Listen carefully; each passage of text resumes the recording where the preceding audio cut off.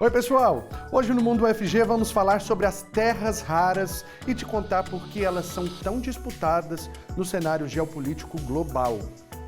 E ainda tem a indicação de um livro que trata do período da ditadura militar até a Nova República, na nossa vitrine literária. Fique com a gente, o Mundo UFG já está no ar.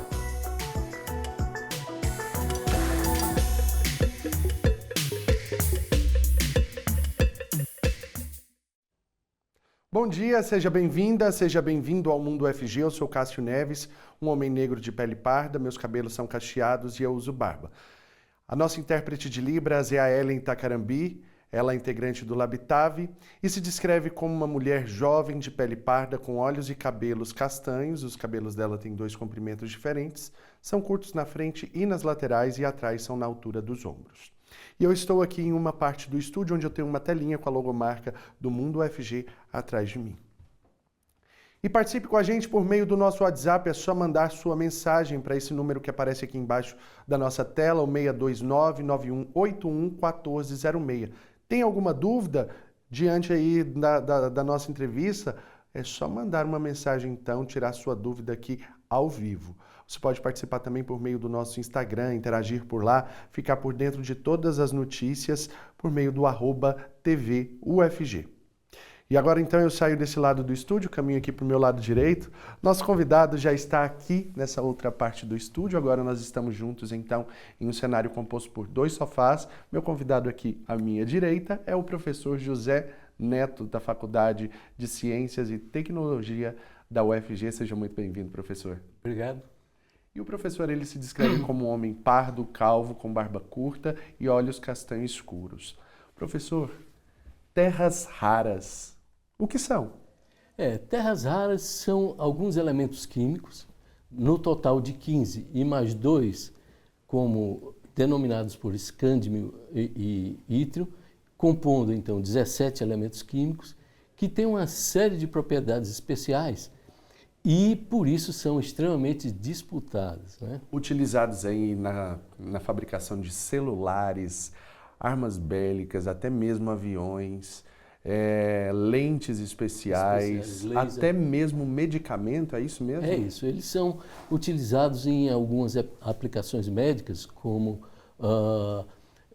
digamos, contrastes em alguns tipos de exame, ressonância, etc., dada algumas propriedades especiais que esses elementos têm. Então tem uma aplicação ampla. Propriedades de luminescência, magnética, elétrica e catálise. Catalisadoras, que são aplicadas geralmente, por exemplo, um exemplo mais simples, aqueles catalisadores de descarga de carro que fazem a filtragem, eles têm também uma aplicação. Até mesmo celulares. Nos celulares, por conta dessa função magnética e até mesmo elétrica. Né? Exatamente.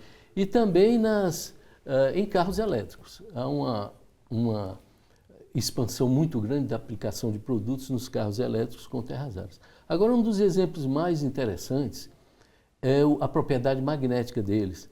Eu não sei se vocês já viram, mas ouviram falar ou tiveram a oportunidade de conhecer. Na China tem um trem que navega flutuando sobre um trilho. Esse deslocamento se deve a um super ímã, né? E são ditos ímã permanentes, que são construídos a partir de terras raras. E esse status de raro é por conta da dificuldade de extração, é por conta da dificuldade de encontrar, por quê? Não é pela escassez em si, né? Pela escassez. Esse termo raro foi dado há muito tempo atrás, quando iniciou-se a pesquisa, lá pelos idos de 1800, devido à dificuldade de processamento e a dificuldade de acesso aos minerais cujas terras raras estão na sua estrutura e são retirados. E geralmente esses minerais vinham da Escandinávia. Então existia uma dificuldade grande nos próprios países da Europa de se trabalhar com isso. E aí foi dado o nome de raro. E terras, porque quando você separava o metal, algum tipo de metal, inclusive os próprios terras raras, você obtinha um produto parecido com areia. Então ficou como terras raras. Em outras palavras, nem são terras, nem são raras. Mas ganhou esse nome por Ganhou conta esse dessa nome, explicação que o senhor acabou de dar. E o nome, implicitamente, está na tabela periódica como terras raras, que corresponde a uma série de elementos da contração dos lantanídeos, né? Uma série que vai desde do número atômico 57 até o 71, e mais o ítrium e o escândio. Não por um acaso a UFG também estuda terras raras. Existem alguns projetos isolados, né, de alguns pesquisadores, ainda muito, digamos, em estágio um pouco menor, né? Mas nós necessitaríamos, na nossa universidade, de desenvolver uma política mais agressiva com relação a isso aí. Até porque o Brasil é um grande produtor de terras raras, né? Perde só para a China? Ele não é produtor. Na realidade, a produção dele não chega a 1%. Ele detém a segunda maior jazidas, um potencial de jazidas do mundo. A China, em primeiro lugar, com 44 milhões de toneladas, e o Brasil com metade, 21 milhões. Então, isso dá ao país um potencial enorme de exploração. E no país, o nosso estado é privilegiado com relação a isso. Quais cidades? Seria a cidade de Nova Roma, em que você tem uma jazida, um tipo de jazida muito especial, que são argilo-minerais iônicos com terras raras, né? Minasul. Minasul, que já tem o amianto também, né? Tem o amianto, mas o amianto é um outro tipo de processo. Sim. É um outro tipo só mesmo por conta da riqueza, minério, né? Riqueza. O estado todo detém o terceiro lugar, o quarto lugar de produção de metais no país, né? Só perde para Carajás, que é para o estado do Pará, e para Minas Gerais. Agora, inclusive, professor, isso facilita até mesmo em questões de negociação entre Brasil e Estados Unidos, né? Sim, sim. Dado o potencial, né? A gente tem um poder, digamos assim, de negociação já considerável. No caso da Serra Azul em Minasul, a produção ele já é o único local fora da Ásia que produz concentrados de terras raras pesados, mandam para a China para processamento e depois exportam para outros países. Inclusive o capital, salvo engano, da Serra Verde, é isso? Serra Verde. Serra Verde é um capital envolvendo uma grande parte de capital americano, inclusive. Então, assim, a questão do tarifácio é uma das questões, né? Que já houve uma facilidade para ter essa negociação envolvendo essa riqueza das terras raras. Exatamente. E o grande tchan, digamos assim, das terras raras, que se discute hoje geopoliticamente, é muito importante, além das jazidas, é a dimensão de tecnologia de processamento. Quem dominar essa tecnologia, que é o caso da China, tem mais da metade do mundo em suas mãos. A China hoje detém, desde da jazida até o processamento e o produto final, ela lidar com mais de 70% desse ciclo produtivo está na mão da China. Ou seja, a gente tem essa riqueza, mas tem ela bruta. Para fazer toda essa produção é necessário que ainda seja feito muito investimento. Investimento. Principalmente em pesquisas. Em pesquisa. Se diz da mina ao produto, né, ao imã, da mina ao imã.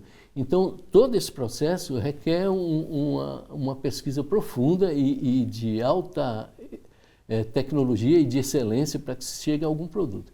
Recentemente, em 2024, o Brasil entrou num consórcio em que diversas empresas e instituições de pesquisa aí no sul do país iniciaram em 2024 a pesquisa para conformação de ímãs permanentes, que é um dos produtos de maior valor no mercado. Então, esperemos que essas instituições consigam avançar nesse sentido. Agora, professor, outra coisa que se precisa ficar atento nesse sentido é sobre a questão da preservação, né? Porque são espaços em que serão extraídos minérios e esses espaços precisam ser muito bem fiscalizados para que não haja um desregramento aí na natureza, né? Sim, com certeza. Hoje não se fala em mineração, no caso, né, que é a minha área de geologia e mineração. Sei que a parte sustentável seja um dos precursores, ou seja, a política ambiental do local onde se está explorando tem que ser muito bem estruturada. E há uma consciência também do caso das mineradoras de maior porte sobre isso agora, em função de vários problemas. Nós tivemos problemas no Brasil, né, que todo mundo sabe. Com certeza. E houve um desenvolvimento de tecnologias que não requeram, tipo, barragens de rejeito, etc. É uma tecnologia nova em que evita-se acidentes e evita-se também a contaminação ambiental, né? No caso dos terras raras, a contaminação não é efetivamente grande. Há como se conter e a tecnologia ajuda, né? É um dos casos menos problemáticos do que outros tipos de mineração, né? Que bom, né? Porque a gente já fica de olho nessas questões, né? Ainda mais ali na região de Minas Sul, tinha muita discussão a respeito do amianto. Outra coisa, é preciso, né, diferenciar. Mais uma atenção voltada quando se fala de extração de minérios. Claro que a população leiga acaba ficando preocupada com sim, isso, muito né? preocupada. Então é importante a gente deixar bem claro que não. Então não tem contaminação. Não, desse tipo digamos assim, de perigo não existe. E a legislação, isso vai também dos legisladores, né? Quanto mais bem estruturada a questão dos órgãos reguladores do meio ambiente, melhor ainda, tanto para um lado quanto para o outro. E no estado de Goiás nós temos uma legislação boa, né? Tem se lidado bem com isso. Que bom. Estamos aqui então com o professor José Neto, professor da Faculdade de Ciências e Tecnologia da UFG, a quem agradecemos pela conversa aqui. Trouxe muitos esclarecimentos e conhecimento também a respeito das terras raras, que com certeza daqui para frente vai se tornar muito mais popular, né, professor? Exatamente. Eu agradeço e estou à disposição. Certo. Muito obrigado e até a próxima. Muito bem, agora eu mudo de assunto então para contar para vocês que a UFG se destacou na avaliação quadrienal da CAPES e teve resultados expressivos entre 2021 e 2024. Mais de 30% dos programas de pós-graduação da UFG melhoraram de conceito, mostrando crescimento e qualidade. 3 programas alcançaram a nota máxima, 7, nas áreas de Ecologia e Evolução, Ciências Ambientais e Geografia. Essa nota, ela coloca os cursos no grupo de excelência, com reconhecimento no Brasil e no exterior. Ao todo, 9 programas da UFG estão entre os conceitos mais altos da avaliação da CAPES. O resultado é fruto de um trabalho coletivo de docentes técnicos, estudantes e da gestão da pós-graduação. E, além disso, a universidade ampliou a oferta de mestrados e doutorados nos últimos anos. Os dados reforçam o papel da UFG como referência em ensino, pesquisa e produção científica no país. E estão abertas as inscrições para a especialização em gestão de projetos, processos e inteligência artificial para negócios. O curso oferecido pelo Instituto de Informática da UFG tem 570 horas de conteúdo aplicado e é 100% online. As aulas serão ministradas uma vez por mês, ao vivo, na sexta-feira, à noite e no sábado, o dia todo. Se você tem interesse em se especializar nessa área, então, é só correr para se inscrever. As vagas são limitadas e o período de inscrições se encerra em 12 de fevereiro. Acesse o site iabpmprojetos.inf.ufg.br. Se fica mais fácil para você, só tirar uma foto aqui da televisão, mas eu repito, volta aí para mim que eu repito então, iabpmprojetos.inf.ufg.br para mais informações, tá bom? E é hora do nosso intervalo, mas já a gente está de volta, então não saia daí.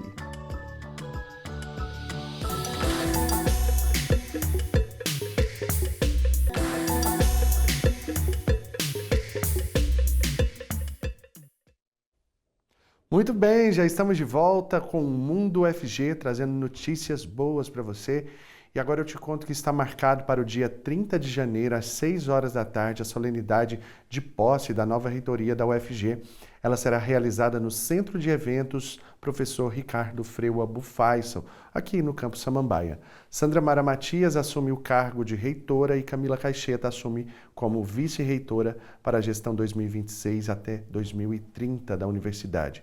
Você está convidado, então, a prestigiar a solenidade. Pode, então, comparecer, vai ser aqui no Campus Samambaia, tá bom?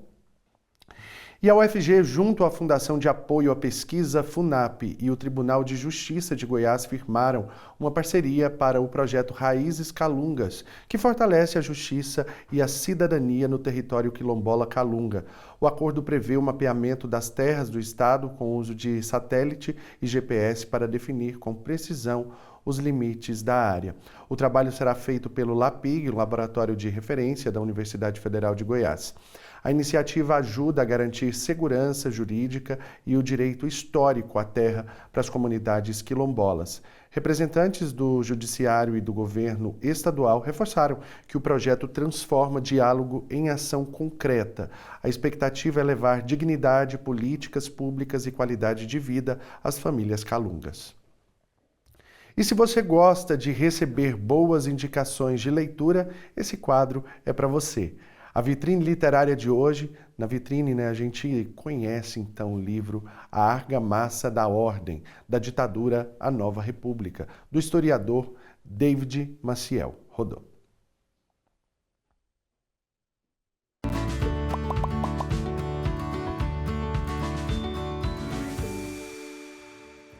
O livro A Argamassa da Ordem é o primeiro resultado de um esforço de pesquisa sobre o processo político-social brasileiro que eu desenvolvo desde o ano de 1990 e que se inicia com a análise do golpe de 64, passando pela chamada Nova República, o golpe de 2016 até os dias de hoje.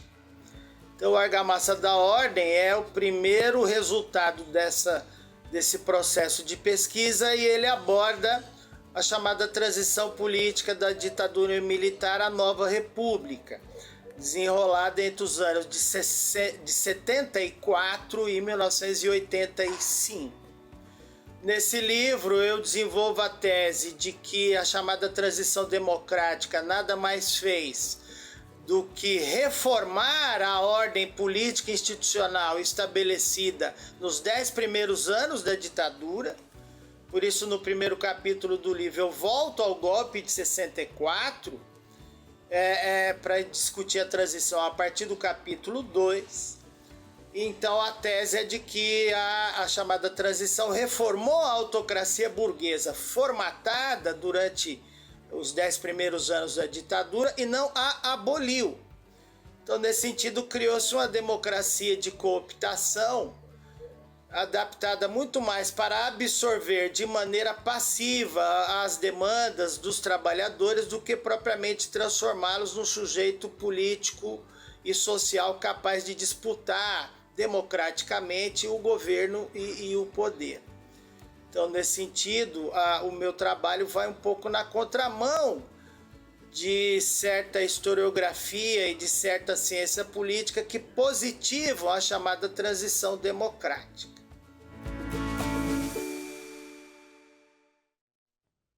Muito bem, o livro foi publicado pelo Segraf UFG e está disponível para compra na livraria Opção Cultural em Goiânia. E chegou a hora da nossa agenda de eventos e serviços. Quem traz as notícias para a gente hoje é a Letícia Lorenzetti. Bom dia. Bom dia, Cássio. Bom dia para você que nos acompanha aí de casa. Antes de te atualizar com todas as nossas dicas da agenda de hoje, eu vou me descrever. Sou uma jovem mulher branca de olhos castanhos escuros e cabelos em um tom de castanho claro. Hoje eu também estou usando óculos de grau. Muito bem, vamos então para as notícias. Vamos sim. Vou começar reforçando que as inscrições do programa Acolhe UFG 2026 da Pró-Reitoria de Assuntos Estudantis estão abertas e acontecem em 3 etapas. A primeira delas vai até o dia 1º de fevereiro. O Acolhe UFG oferece repasse financeiro e isenção do pagamento de refeições para garantir a permanência e o êxito acadêmico de estudantes de baixa renda. Nem todos os ingressantes podem concorrer a esses benefícios do edital. Por isso, é importante que os interessados estejam atentos aos requisitos exigidos para a inscrição. Mais informações podem ser encontradas no site prae.ufg.br. E confira realmente se você tem condições de participar, porque de fato é algo que facilita tanto nessa permanência dentro da universidade, só de ter essa alimentação, ter alguns outros benefícios facilitam demais nessa Justamente. permanência, né? É uma política muito importante da UFG para garantir que os estudantes não tenham que evadir, né? Para Com certeza. buscar, talvez, renda em outros lugares. Com certeza. O que mais a gente tem para hoje? Bom, eu conto para você, Cássio, para você também que nos acompanha, que o Museu Antropológico da UFG vai receber a 6ª edição da Feira Intercultural. O evento será no próximo domingo, a partir das 2 da tarde. A feira mostra a força e o protagonismo feminino indígena e conta com uma programação repleta de música, dança, artesanato e oficinas diversas para o intercâmbio de saberes. Para acessar a programação completa, visite o perfil do Museu Antropológico no Instagram. É @museu_UFG. Uma festa riquíssima de cultura que pode ser, então, conferida num lugar tão acessível que fica ali na Praça Universitária. Uma ótima oportunidade. Letícia, muito obrigado, viu? E até a próxima. Obrigada, Cássio. Bom final tchau, de tchau. semana, Pra inclusive. você também. Chegamos ao final de semana, um sextou. Obrigadão. Sextou, Cássio. Tchau, tchau. E a você também que nos acompanha, muito obrigado. Um ótimo final de semana e até segunda-feira, às 11h30 da manhã. Beijos. Até mais. Tchau.